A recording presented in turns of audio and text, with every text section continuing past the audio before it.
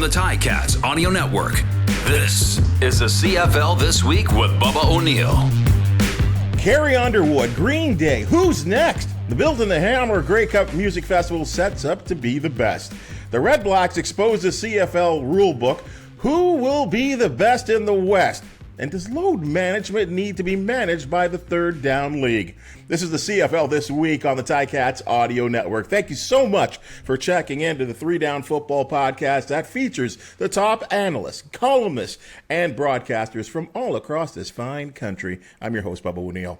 Riding shotgun with me is, as always, an outstanding cast of characters and football people that you certainly are in the know with. He's dominated the Toronto sports scene for decades. From Post Media, Hall of Fame columnist Steve Simmons, always appreciate your time and thank you for being here. Nice to be here. You know, in addition to his play-by-play work with the Red Blacks, he's covering the likes of Atletico, Ottawa, and an apparent resurrection of the Senators from TSN 1200. He's AJ Jakubec. Always great to be here, Bubba. You know, and from the Steel City, he's with the most established radio station, 900 CHML, the voice of the morning show, along with moderating the legendary fifth quarter football show, which can be wild. Let's welcome News and Sports Director Rick Zamperin. Hey, Bubba, great to be here. Hey, folks, let's get right down to business. After the announcement of Carrie Underwood as the Friday night headliner at the Built in the Hammer Grey Cup Music Festival, we've now learned that Green Day will be the halftime show performer at the 110th Grey Cup at Tim Hortons Field. Steve, I'm sure you've seen everyone from the Nylons to, Michelle Pagliaro. You've seen them all. So what are your thoughts on this show, this setup here? Well, I'm a Green Day fan, but I'm also 66 years old. So I'm wondering, does Green Day appeal to anyone 30 and under? And of course, the first question that came to my mind when I heard about it was, what's wrong with a Canadian band? And can't we find a Canadian band? And there's so many good ones that why didn't we pick one? So I go back and forth on what they're doing here in Hamilton. I love the fact Carrie Underwood's coming in. Hopefully Mike Fisher's coming with her. That's a huge get for Hamilton. I'm torn on the halftime show because I don't know whether that's going to bring anybody in at all. AJ? I'm lukewarm on the band, but I think it's a home run for the CFL, quite frankly, because I think it hits my demo. I'm 48. I feel like Green Day is, and I know what you're saying, Steve. I feel like they're kind of like they were big mid-90s to about 2010. So I feel like you look at the Angus Reid poll that they had out, and 55 plus CFL's doing great, but the numbers were basically even, 18 to 34 and 35 to 54. And I do think that 35 to 54 is the demo here that they're looking for. And I think that's a win. You can't just forget about a group and say, well, we have to basically focus all our attention on people under 30. I think you still have to try and win people over. In my demographic, there's a lot of people that I know, for example, like I grew up in Edmonton. There's a lot of people that I know that grew up CFL fans that are now bigger NFL fans now and maybe tuned out. Now, a lot of that has to do with the fact that the Elks stink, but, and I get they're a little bit better lately. But I feel like there's still some people in my age bracket that can be brought in if you do the right things. And I feel like Green Day's one of those bands that can bring people in. Would I like to see the Misfits or the Dead Kennedys if it's a punk band? Yes, I would. But this isn't trying to cater to me. This is trying to cater to a wide audience. And to me, it's a safe pick. It's a mainstream pick. Anyone that associates, Seinfeld's the most popular show in a long, long time. I mean, some people argue Friends, some people will argue a Big Bang Theory or Modern Family, but Seinfeld still resonates, and they close the show. So I feel like Green Day's a safe pick, and I think it's a home run. You know, Rick, I was kind of along the thinking, well, you set it up with the likes of Carrie Underwood on a Friday night. It had to be someone of equal international value. And I think they kind of touched it. And I think what both of our other guys have said, AJ and Steve, it sort of does hit to a demographic of about 20 to 30 years. Yeah, listen, I wouldn't say I'm a huge fan of Green Day. Obviously, the Rock and Roll Hall of Famers, they have a tremendous legacy. They have a number of, big hits. I think they're instantly identifiable. I think they can command the main stage that the Grey Cup halftime show brings. But I'll take something from what Steve said. I too am a little torn because they're a great band, but I would have loved to see a Canadian act get that much more exposure. I think there was a number of opportunities that the CFL could have gone down to get that Canadian act as the halftime show. But listen, I think Green Day is going to put on a phenomenal halftime show. I don't think everyone's going to love it, but I think most people will say that that was a thumbs up. So I'm a big fan, and I can't wait to see what they bring to the table. I was in Vancouver. I would love to tell you the year, but I don't remember years anymore. When the Black Eyed Peas played the Grey Cup halftime show, and you never saw a 50-plus white audience trying to figure out what in the hell was going on the stage there. And I think 2 or 3 years later, Black Eyed Peas played the Super Bowl. And, of course, we all know they've had a million hits and done fantastic stuff. But it was dead in Vancouver. Like, it couldn't have been more dead. And here was probably one of the biggest acts that we've ever seen doing a halftime show at a Grey Cup. So you never know how something's going to go over. The nice part about about Green Day is if they have 4 songs to do, and that's usually about what you get to do in a halftime show, we can probably name them now and think that they don't have to do anything other than their hits. And I think they have so many hits. I think they have so many hits that they're going to have to end up doing some type of, maybe play 2 or 3 songs and then have to do some type of a mashup, because I think they do have a lot of songs that are identifiable there, AJ. Yeah, and for me, I don't even know if I guess it's debatable. I saw some people complaining about the fact that people aren't going to buy tickets just to go see Green Day, but to me, it's not about who's going to the game. The game's going to sell out. I feel like. So I feel like if the fans there are entertained, great. That's a bonus. But I feel like this is about drawing in an extra couple 100,000 viewers if they can at halftime. To me, it's about the television numbers, and if you can get those numbers back into the 4 million range. And I don't know if Green Day is going to do it, but it at least appeals to a certain demographic that might turn on the game that maybe otherwise wouldn't. Can I just touch one thing here? And I know it is a conversation. I've seen it all over my social media. And I thought at least the reaction on my social media was outstanding for Green Day. That's what I've seen.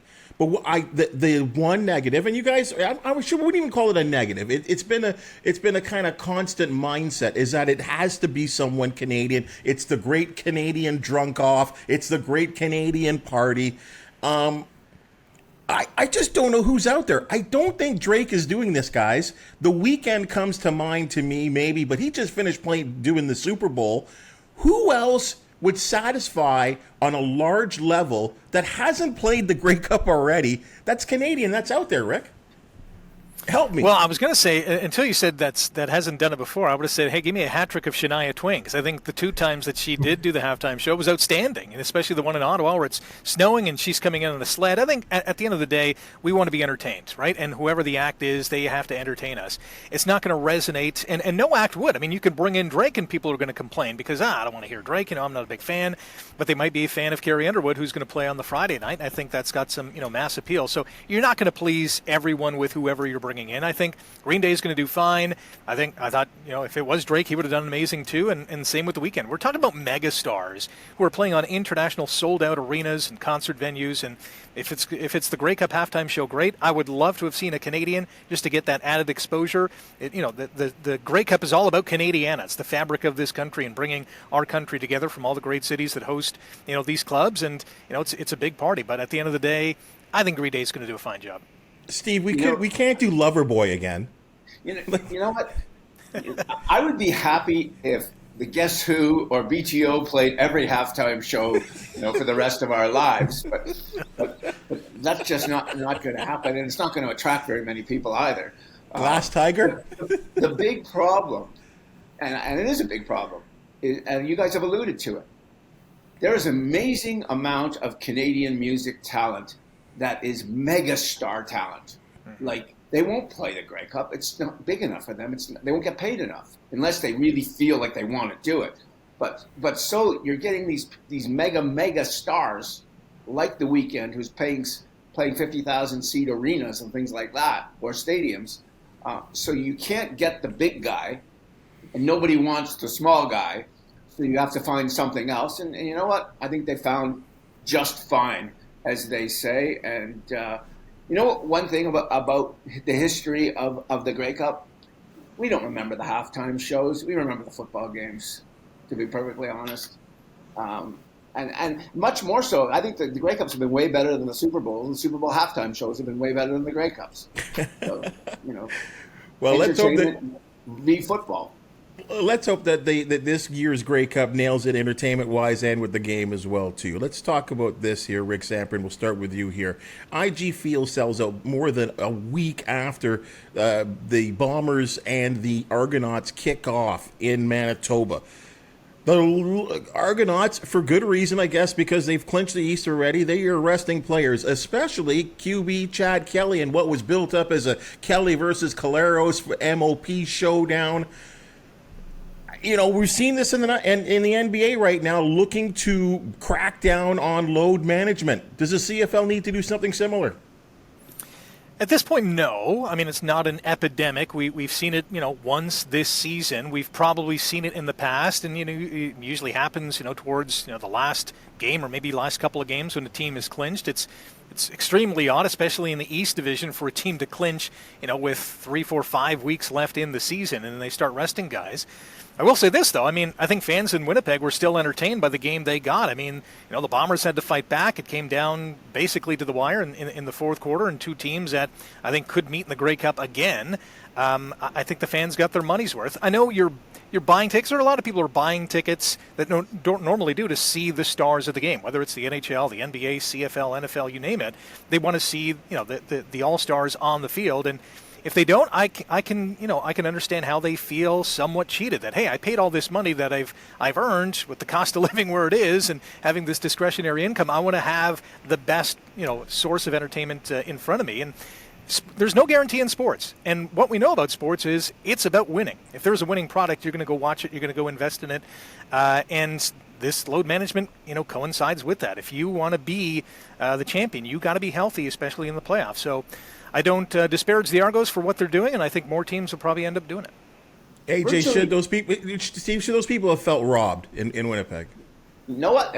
What they should be is worried, to be perfectly honest. If you're the Winnipeg Blue Bombers and you just played the Argos without Chad Kelly, without Oakman, without McManus, without Jamal Peters, those are four of the absolute best players in the CFL, if not the four best players in the CFL. And you barely beat them, and you had to come back to win. Be worried about your own team. Don't be so worried about who dressed or who didn't dress for the Argos. And if you want to flip to the NFL, the last week of the regular season and all of the preseason, which they charge for, they don't play their starters. They don't play their starting quarterbacks. They don't play, every good quarterback rests the last week of the season before playoffs, unless they're fighting to get in. So the beauty of what the Argos have accomplished this year is they earned the right to decide how they want to play their lineup and when. And frankly, I tend to be critical of this. I wasn't the least bit critical. Now they have so dominated the league and the East that they have earned the right to do whatever the hell they want to do. AJ, in your own way, you work for TSN. I mean, we had a TSN couple of members on the last couple of podcasts here on the CFL this week, and they were salivating over this matchup. And I don't know. I guess I feel like kind of the luster was lost. Well, Toronto earned the right. Steve said it. So I don't see why people are griping at Toronto. They had 6 games left, and they knew they were going to sit Chad Kelly in 2 of them. They're not going to sit him at home. So you knew they weren't. The 150th celebration of their franchise comes up next. They weren't going to sit him in that game with Doug Flutie and all the other stars there. So you knew this was probably a game that, if he was sitting twice, he was probably going to sit this game, unless you sat him a couple of weeks in a row. But with the bye week as well, how much do you want him to have to sit towards the end of the season? So to me, this is a no-brainer. The only thing the CFL should be worrying about is why these two teams didn't play in week 1 of the schedule as a Grey Cup rematch. So that's the only beef that I have with anything Toronto-Winnipeg related. I have a lot of beefs with the schedule. To me, it doesn't make a lot of sense. I mean, Hamilton played a few weeks ago in Ottawa. I mean, Ottawa didn't win, but I don't know how a team plays 3 days later after they played on Labor Day Monday and Ottawa had a bye week. So the CFL needs to get their house in order when it comes to the schedule. Saskatchewan drew really well a couple of weeks ago. Guess why? They hadn't played a game in Ottawa since 2019. To me, that's ridiculous. Stuff like that, the CFL needs to figure out, and the schedule is a big part of that. We should have got 2 Winnipeg-Toronto games this year, and at the very least, we should have got them in Week 1 as a Grey Cup rematch. You're all smiles, Steve. No, I just, I have been around the Argos for 35 years professionally and almost my entire life, having lived most of my life in Toronto. This might be the best Argo team I've ever seen.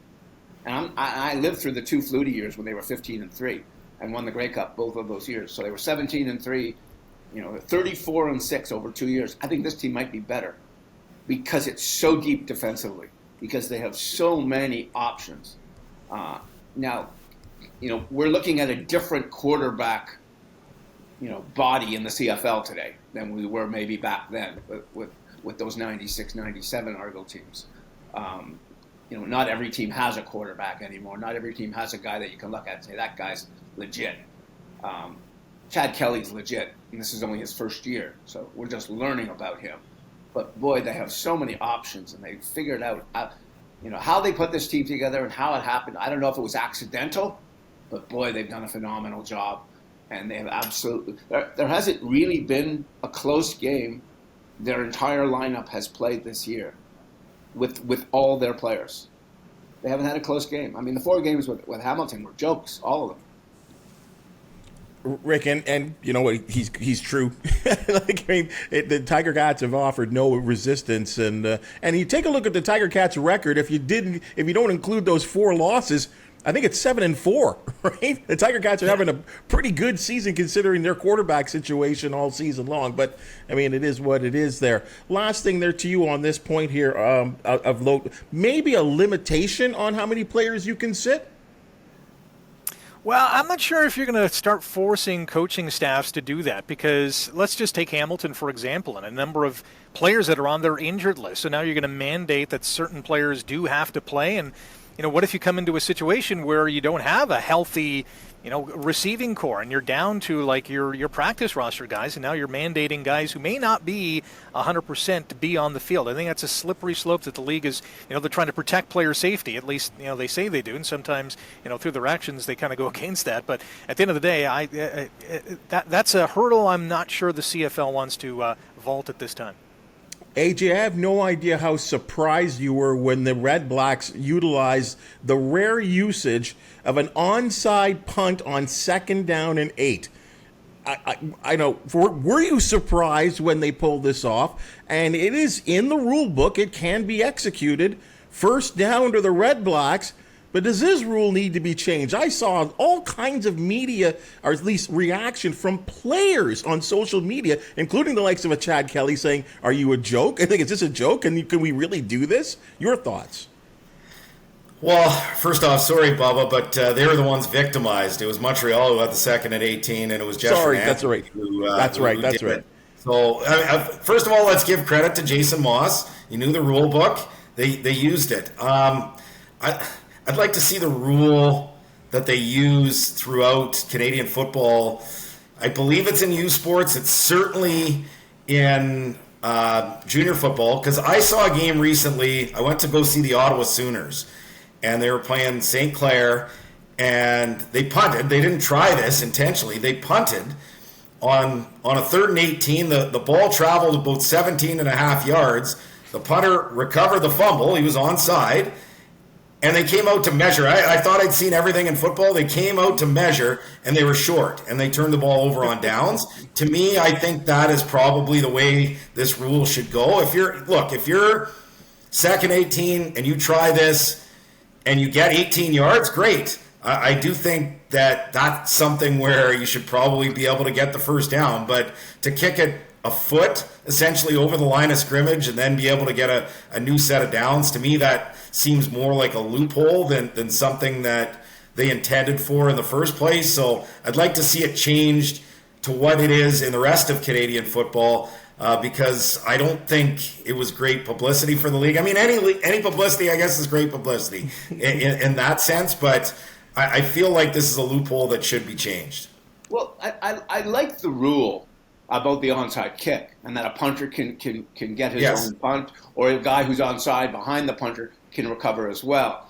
I don't like the idea of just because you've punted, you get a first down, even though you've not made the amount of yards as you talked about with the punt that you saw in junior football. I think you have to be able to make the first down. But I have no problem with the rule at all. And I'm surprised with guys like Jeff Reinbold and Mike O'Shea and some of the real clever special teams guys in the CFL that they don't use this more often. And I don't mean punter to getting his own punt. I mean having a guy line up, say in motion, onside, behind a punter, not in a position like a standard punt position, but on a second down or something where you punt it out wide and a guy goes out wide and picks up the ball and goes with it. And we've seen that in the past. I like the rule. I like the Canadiana of the rule. Of all the rules I'm going to change in the CFL, that would probably be just about the last one.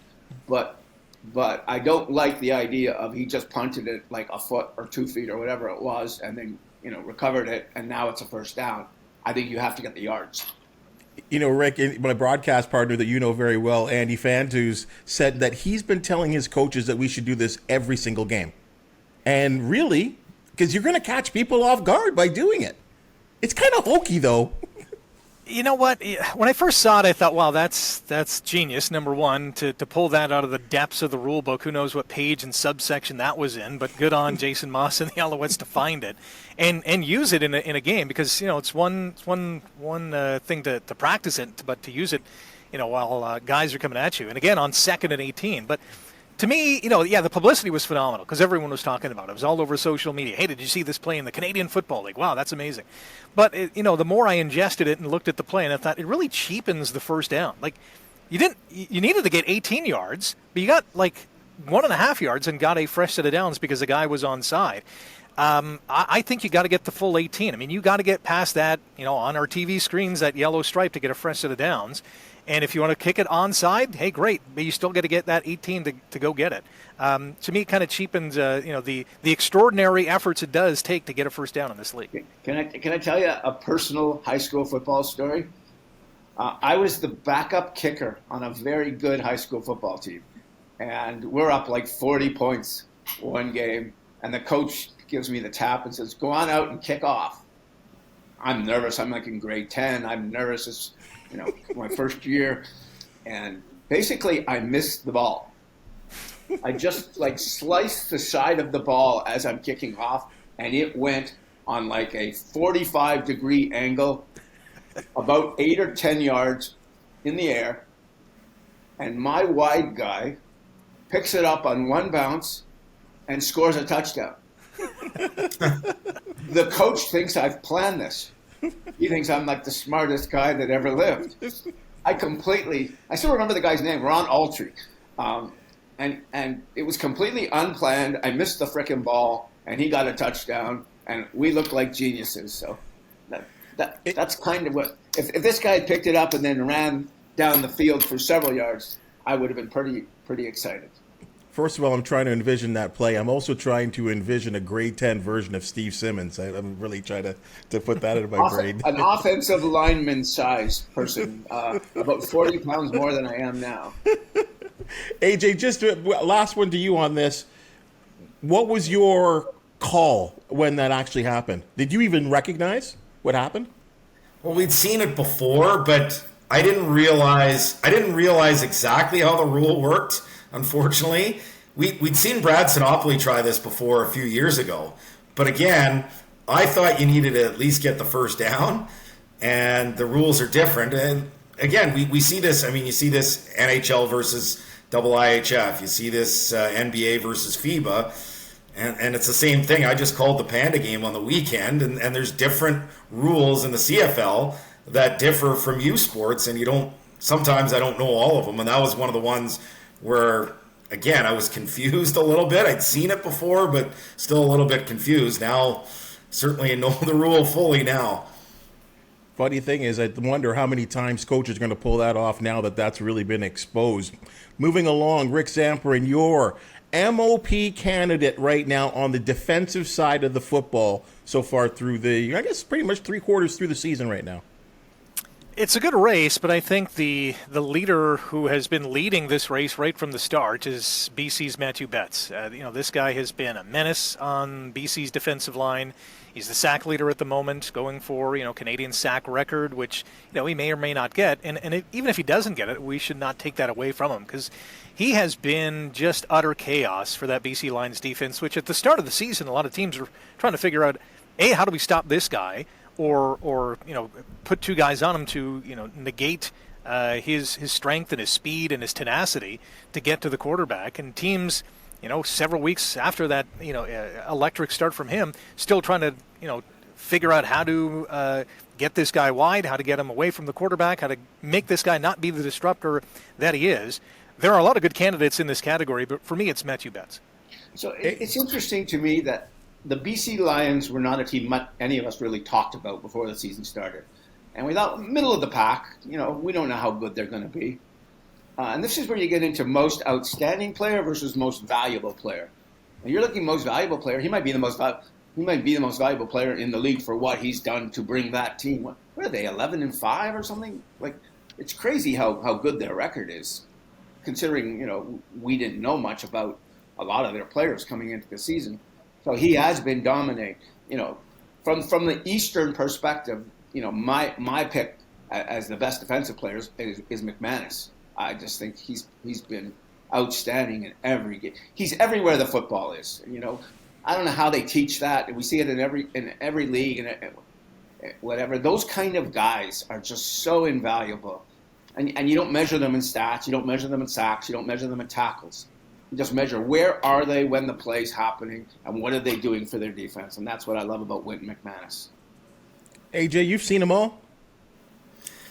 Yeah, I was actually curious to see what Steve was going to say in terms of Argos, because I feel like whoever the Argos nominee is from the team is going to win the East, and it's probably going to be up against Matthew Betts, and that's where you probably make a few calls and talk to some people and say, okay, who scares you the most in terms of a defensive player that you have to scheme for? So certainly the stats look better for Matthew Betts, and always love somebody that, not only gets sacks, but has been as disruptive as he has. But man, that Argos defense is really impressive as well. And it's multiple players, McManus, Peters, Oakman, you go up and down that list. They've got so many great defensive players. So this is one that I'm not fully decided on until I have to vote on it. But right now, I would lean, just because he's on the team that has the one dominant player more than the team that's got a bunch. It's kind of me, Betts versus whoever Toronto puts out there. Rick, Steve brings up a really excellent point, and I know we kind of discuss this every time we come around to, every time there's a tight, whether it be offensive or defensive, and it's tight, about MVP versus MOP. Are you okay with MOP? Yeah, I mean, I always look at them as two kind of different things. If this team didn't have this player, would they be as good? And I think, from an Argo standpoint, if you take out McManus, are they going to be a 12, 13, 14 win team? Probably, although, that's a big loss in their linebacking core. If you take Betts out of BC, I'm not sure they're in double digits in wins. I mean, he's been that dominating on defense. They've had a good offense too, but that's where I kind of differentiate the two. He's had an outstanding season. There's no doubt about that. But if you take the value that he brings to the field each and every week, that's a huge loss if he's not on the field. Sometimes you can take the Connor McDavid approach. You can be the MOP and the MVP. And there's not much difference between the two. Yeah. You're the best player, and everybody knows it. And I think this season, just my viewpoint, this season Chad Kelly's been the best player in terms of the MOP. I just don't see even a competition here. Well, Steve, you just opened it up, so let's keep going. AJ, on the offense, so what are you thinking? Yeah, it's Chad Kelly for me. That Argos offense is different level from. I mean, Claros is still a really good player. BC, I don't know if they've got somebody. I don't even know who they're. I'm guessing it would be Vernon Adams Jr., but maybe it started out to be Vernon. It started out to be Vernon, and then Yeah, I think it started out to be Vernon, and then he had a trip to Toronto and threw 6 picks, and that all changed. Yeah, and it could be Betts. You're right. So it feels like it's Chad Kelly for me. I mean, he's been fantastic since day one, and really, they haven't lost a game that he started in. So I don't know, unless he was sitting like 4 or 5 down the stretch. But he's not going to sit that many more games. He'll probably sit one more game between now and the end of the season. It feels like it's Chad Kelly to win this. I'll make it a trifecta. Absolutely. I mean, this is a slam dunk. He has been phenomenal since day one. And I know there's a lot of Chad Kelly haters in Hamilton, obviously because he's in double blue, but he has been unbelievable. I mean, the poise in the pocket, the progression reads that he makes, never really in trouble. And, there's obviously some credit to the offensive line there, but he's made some huge plays. He has been outstanding. You have to go back to Casey Printers with the BC Lions to find a first-year starting quarterback that has done what Kelly's done. And Printers won the MOP that year. Mm-hmm. Most of the quarterbacks who have won over the past, I looked this up, over the past 20 years, are in their 7th season. Wow. This is Kelly's first year as a starter. Does that surprise you, Steve? Again, with the Argonauts wearing double blue, you've seen a lot where, and again, Flutie is kind of a bar, right? Like, let's be honest here, for what he did in his relative short time in the Canadian game.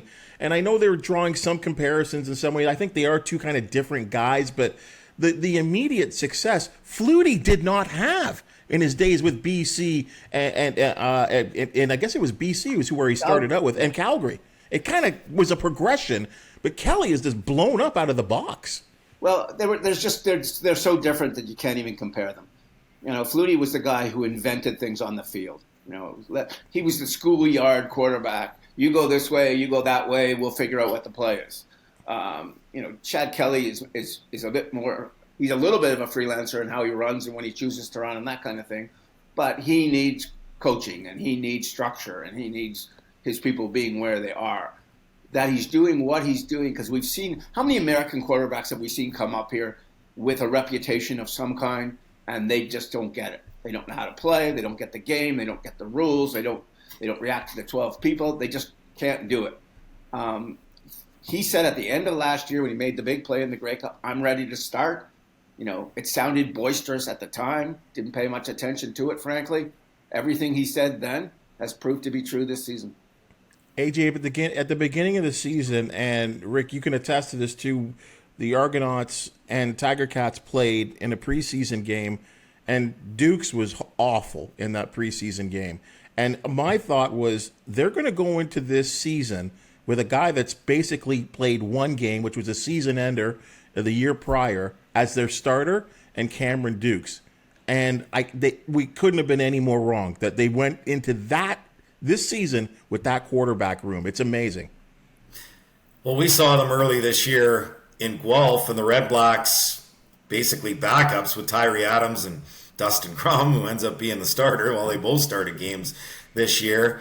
Badly outplayed the Argos backups in that game in Dukes and Scott. And Kelly started that game, but Ottawa won the game with a lot of their backups early in the season. And at least it gave me a little bit of hope about the young quarterback situation for Ottawa, and that's proved to be prophetic, even though the team has had some struggles this year for sure again. But that was my concern about Toronto. It wasn't about Chad Kelly. It was more about what they had behind them, and it goes back to what we were talking about earlier about the Argos sitting Chad Kelly for some of these games down the stretch. I think Duke's probably alleviated some of those fears with his performance against the Bombers this past weekend, but there's still a pretty big gap there. So if Chad Kelly is healthy, I have a hard time seeing this Toronto team losing, certainly in the East. And I mean, anything can happen in the Grey Cup. We talked about it earlier. The game is always good. Doesn't seem to matter how different the records are, and we're going to have two great teams in it this year, I feel like, regardless. But my goodness, if Chad Kelly is healthy, I have a hard time seeing this Toronto team losing. CFL and especially the province of Saskatchewan lose just a charm in the likes of George Reed passing away at the age of 83. Steve, you're probably closest to Reed in terms of seeing him play or knowing about his legend. Tell Tell us a little bit about what you think of George Reed. Well, I actually got to know George Reed quite well because in my 8 years in Calgary, he was a Molson rep in those years. And so you got to know him because you saw him around so many sporting events at the time. In fact, he did a book launch for me in 1987. So we had something of a relationship. When you look at each CFL franchise, historically, you pick one or two guys on each franchise, and those guys are the face of the franchise forever. You know, whether it's Angelo Mosca in Hamilton or Russ Jackson in Ottawa or whoever you're going to look at. George Reed and Ron Lancaster are the Saskatchewan Roughriders. He was the greatest running back of his generation. In a time today where running backs come and go and we don't see them stay very long, he was the guy that when you went out to play in the park and you wanted to be a player, I wanted to be George Reed, or Jim Brown if I was doing it from the NFL point of view. That's how great he was. And here we're talking about a guy. When was his last year? In the 60s, late 60s, probably. I think he played in the early 70s. Maybe into the 70s. Because he lost the 72 Grey Cup in Hamilton. We're talking 50 years ago. Yeah. He played 50 years ago. He's still the name for the Saskatchewan Route, the biggest, richest franchise in the Canadian Football League. And, some franchises we don't even have a name that we can associate with. But George Reed, historically, he's generational. If you never saw him play, I wish you had. Rick, amazing to me that over the years, and Steve brings it up, that the game has sort of changed. They don't run the football as much as they did back in that day. His numbers in terms of rushing, still number 2 to this day. And I think his rushing TD stat, 134, I think it's still the all-time record in the CFL. If not, it's right up there. And it's astonishing that after all these years, he's still way up there in all these statistics. And even, besides his exploits on the field, which are absolutely legendary, there's not many statues in the CFL of players. And I know he and Ronnie have one outside the stadium in Regina, and rightfully so. I mean, they are the Saskatchewan Roughriders. I never got to see him play, but I have been reading a lot about him lately. And, and this is really an example of the Canadian Football League and, the community involvement that a lot of these players had. And George, being in that town for so long and setting up a foundation and helping children and the less fortunate and just being a part of the community. There's a lot of, especially obviously American players who come up here, have great careers, and then they go back home. And that's not to say that that's the wrong answer, but I think the guys that stay here, and Mosca's a great example of this, that make a name for themselves in their community in which they starred for so long, it just adds to the mystique of their legendary status. And George Reed is an absolute icon in the Canadian Football League. AJ, we talk greatness, and a lot of time when we talk about great football players or great of any particular sports, it's not always what they do in the arena or on the hardwood or on the football field. Sometimes it's what they do outside. And the fact that he stood for something in terms of rights and black rights, I think that just adds to his greatness as well, too. Yeah, absolutely. And for me, look, I missed his era in terms of watching him play. I remember everything kind of from the early 80s on. But, you watch the clips and you're like, okay, yeah, I can see why this guy was so great. But to me, what resonates, when I think of George Reed and I think of Russ Jackson, for example, I just think of CFL royalty.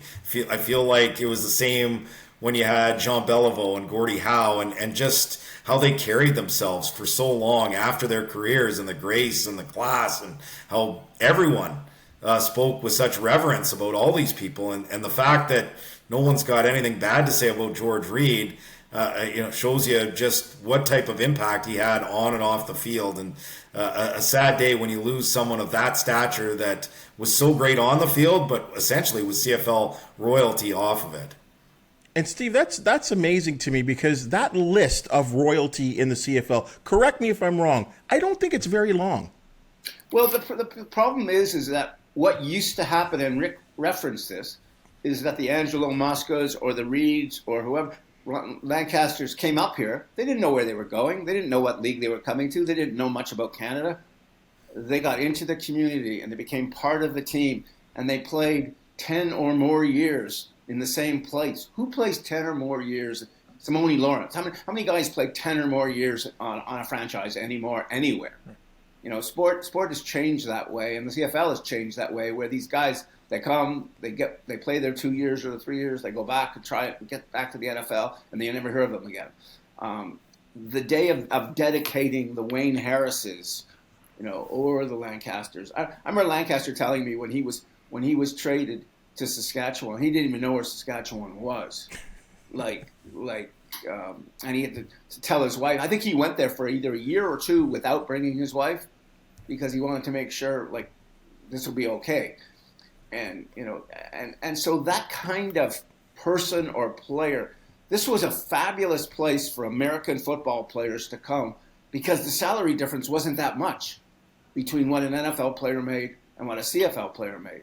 So, for $10,000 or whatever dollars it was difference a year, you could have a much better life and have a long career, and then get a job as so many did in the community and in important places. And, we saw teachers and principals and schools named after people, and in George Reed's case, statues, and he was a pretty important business person in the community, so those kind of guys don't really exist much anymore. I mean, if you were thinking today, right now, who's been around a team other than Simone Lawrence forever? Not very many people, and not very many people that anyone's going to know. It might be, Derek Wigan on the defensive line for the Calgary Stampeders or something like that. But, we're not talking about a lot of those kind of players anymore. Rick, it makes me think of the likes of the great Al Davis telling Bernie Custis, go play quarterback in the Canadian Football League, and a similar story like Mr. Reed going to Hamilton, not having a clue about what to expect. Yeah, I think for all his talents, Reed could have probably played in the NFL, to be honest. I mean, he was that special of a player. If you can rack up 16,000 yards in the CFL, I'm sure he could have got pretty darn close in the National Football League. The opportunity just didn't present itself, or just didn't find himself in the right place that he could become, the superstar that he did. But at the end of the day, his legacy in the Canadian Football League will live on forever, because, heck, we're still talking about him. We'll be talking about him for another 50 years. He's that special of a player. All right, guys, Elks at Argonauts, Bombers at Lions, Tiger Cats at Riders, Red Blacks at Alouettes. Your game of the week, AJ Jakubec, is? Oh, I'd love to be able to make a case for Ottawa and Montreal on Thanksgiving Monday, but to me, this is a no-brainer. It is Winnipeg, BC, because everything's on the line with whoever wins not only takes the lead, but has the tiebreaker, and so essentially we'll have a magic number of 1 to clinch the West. And mid-November, big difference whether the West final. I don't see Saskatchewan. Number one, I don't see Ottawa winning 3 in a row to cross over, so it's probably going to be Saskatchewan playing at one of those teams. And it feels like it's going to be Winnipeg, BC in the West final. So the fact that you're talking about home advantage in that game, and the difference of playing in Winnipeg in the middle of November versus under the dome in BC, I feel like this is a massive game for both teams and has huge implications for who is going to be in the Grey Cup, likely against Toronto. So to me, it's BC Winnipeg all day. I'm sorry to do this to you, Bubba, but I am out of time. I have to be somewhere. So if you can excuse me now, I will say goodbye to the folks, and thanks for this. I enjoyed it. Steve, thank you so much for joining us. We really appreciate your time. Thank you so much. See you, Steve. Cheers, Steve. Bye-bye. Rick, your game of the week will be? Yeah, undoubtedly, Bombers, Lions. I mean, my gosh, these two teams have been duking it out in the standings all season long. Winnipeg's kind of slipped just a smidge over the last number of weeks. Losing to Hamilton, losing on Labor Day, which was kind of unexpected, but still a powerhouse. And the Lions want to take that mantle away from them. They want to be the beasts of the West, and they have home field advantage this week. I'm sure they'll want to keep it potentially for a Western final against Winnipeg. Some of the best players in the league are going to be playing in this game, whether it's Caleros and Betts, who are going to go at each other, I'm sure. Lots of weapons on both sides of the ball for each team. Slam dunk, Bombers, Lions, game of the week. Should be fun. From a Tiger Cats perspective, I have to bring this up. AJ, we need a little help from your Red Blacks. Can you help us out a little bit? Well, can you help us out and beat Saskatchewan? Okay? Like, we need a little give and take here. I think we're going to knock off the Riders. Rick, you don't Well, you think? should. Honestly, and I don't mean to, like, I think they're the worst team in the CFL. And look, you are what your record says you are. And so Edmonton, Calgary, and Ottawa all have 4 wins. I look at some of the wins, like, they have had some absolute gifts this year. Ottawa gave them a gift. Ottawa had the 3rd and goal from the 1, and they should have gone for it. They kicked the field goal. They lost the game. They win that game. Both teams are on 5 wins, and maybe they have a chance to pass them. I think Saskatchewan. I mean, you look at their point differential. You look at everything. Like, I can't believe how bad this Saskatchewan team is, and it's a league with a lot of bad teams, unfortunately, right now. But we're gonna have 5 pretty good teams in the playoffs. I think Hamilton's okay. I think Montreal's a very well coached, solid team. And certainly, Toronto, Winnipeg, BC, they speak for themselves. But there's definitely, it's one of those years where you feel like, okay, 5 belong, and it's kind of valedictorian of summer school for whoever gets that last playoff spot. Rick, you look at the Alouettes, and I sit there, and I know the Tiger Cats are 0-2 against them. Yet I don't think they're that good. Or maybe they are. I say Montreal's a good team. I don't think they're an elite team. There's no doubt about that. They're not in the category of Toronto, Winnipeg, and I'll put BC in there as well, the way that they're playing this season. I think Montreal's a well-balanced team. I wouldn't even put them in the explosive category, although Austin Mack has proved me wrong a few times. Julian Stanback had still, rush for 100-plus yards and a couple of TDs a game. It comes down to quarterback play, as we know in the Canadian Football League. And if Cody Fajardo is on, that team is a much different team than compared to if he's having a bad day. So if he can figure it out game in and game out, I think they have enough talent around him to get the job done. I like their defense. They're good on special teams. Chandler Worthy, I think, is one of the best, return guys in the game. Cote kicking the ball, can split the uprights from pretty much anywhere on the field. And they're a well-coached team, as we found out last week and found out, in several other instances in this season, that whether they're finding loopholes or just managing the game well, they're a solid team top to bottom. So they're going to be tough to knock off come the East semifinal. AJ, I mean, I don't know if it's come down to this, and again, you're much closer to the situation, and I know our fans certainly around the league want to probably know about this. Is Bob Dice and maybe other people in this organization, are they coaching or at least playing for jobs right now? Yeah, it's such a hard one to answer in the sense that, I mean, only ownership would know that. I don't really love getting rid of a coach after 1 year. I think he's made some mistakes.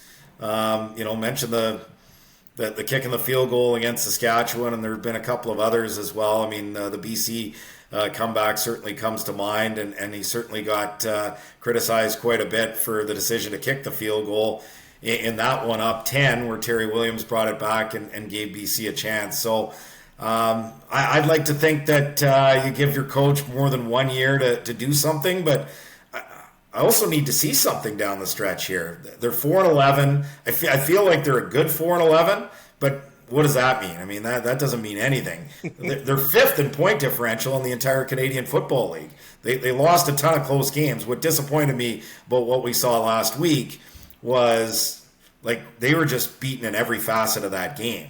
That was the first game under Bob Dice's tenure that they were non-competitive. So if they're non-competitive down the stretch, and they've got Montreal again this week, then it's back-to-back against Toronto. I don't really know what Toronto's going to dress in those 2 games, especially the last game in Ottawa. But I feel like I've made the DJ Smith analogy. This is year 5 for DJ Smith. They've missed the playoffs in every one of those years. The reason he's still here in year 5 is they won some meaningless games down the stretch to make their record look better. But at least they showed something down the stretch. I need to see something from this team down the stretch.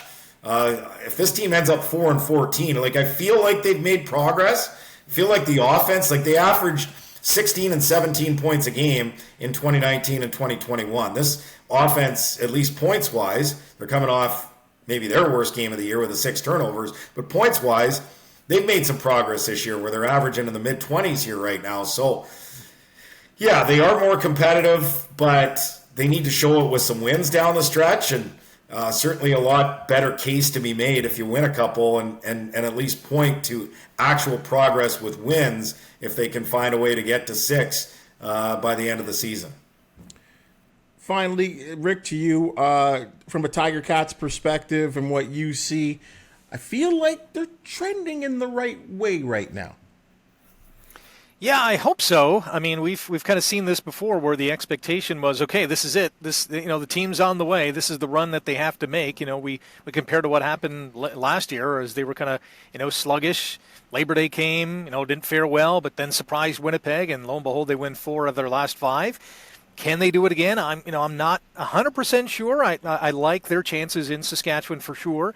Hosting BC, the Lions probably will still have a lot to play for. That's going to be a very tough game. And, the season will come down to, or at least that East semifinal playoff spot might come down to that last game of the season if Montreal slips up over the next couple of weeks. So, yeah, I'm seeing some positives from this Ticats team defensively. I think they're stringing together some good performances. I know they can even be better in that regard, which is kind of scary because they had a great game last week against Calgary. Offensively, I think we need to see a little more consistency. And if Matt Schultz is the guy going forward, I think, okay, let's get him to a consistent basis. Going 11 for 19 with a couple of touchdowns is great, but can he, make that, 23 of 28 for, 280 with a couple of TDs and no turnovers? Play that clean game, get some first down runs as well. Add some excitement into this offense, which has been rather vanilla over the first half of the season. They make the change at offensive coordinator and, thrown in some interesting wrinkles here and there. I want to see this team produce a little more on offense before I get super excited about their Grey Cup chances. But listen, they're in the playoffs. That's mission accomplished number 1. A lot more work to go. I'm excited to see what they do from here on in. And as they always say in the Canadian Football League, and I know we saw it with an Ottawa team many years ago that challenged the likes of the Edmonton then Eskimos for a Grey Cup title, you just got to get in the party. I think that Rough Riders team, I think, was 5-11 that year. 5-11 with J.C. Watts. J.C. Watts. My broadcast partner, the great Jeff Avery. So, yeah, it was that's the first Grey Cup that I distinctly remember everything. And 6 years old watching that game in Edmonton and loving everything. And little did I know that I was going to come to Ottawa and hear about double pass interference for the last 20 years and how the Rough Riders got screwed. Well, if the Red Blacks don't do well, I can tell you, Rick can also attest to this too. Your new owner with your Senators is going to provide you with some plenty of entertainment. I think you got a great owner there, and I think the Senators are on the move. And I think they even this year could be a very scary good team at making the playoffs. So I think you got something to be happy about in the nation's capital there, AJ. Well, hope so, because it's been, if you look at NHL and CFL, it's been a long time since we've seen any kind of playoffs, going back to 2018. So it's been 2017 for the Senators. So hopefully we get something exciting to look forward to next year. Guys, you've been tremendous. I really appreciate your time in putting together your efforts and your opinions and your expertise at what you do here on the CFL this week. Always, you guys are repeat guys. Always great to have you as well, too. Rick, if people want to get at you about the Tiger Cats or anything in the Canadian Football League, maybe even your love for the Leafs, where can they contact you? Well, yeah, you can find me on social media, the handle, whether it's TikTok, Instagram, Facebook, X, at Rick Zamperin. Check out the fifth quarter on 900 CHML. You can also listen online, 900CHML.com, as we talk Ticats football and the Canadian Football League. AJ, we're going to find you as well, too. I know, big match this week, Forge and Atletico, in what really is coming down to a great final weekend in the CPL. Yeah, speaking of disappointing seasons, Atletico Ottawa, imagine 7-game stretch where you need some points to make the playoffs and you pick up 2 draws and the other 5 you lose, 4 of them in stoppage time and the other one in the 88th minute. So not looking good for my Atletico Ottawa, but looking forward to the end of the season for sure. And yeah, people can find me X at the Super AJ. And I'm on TSN 1200 with all sorts of coverage, hockey, football, soccer related.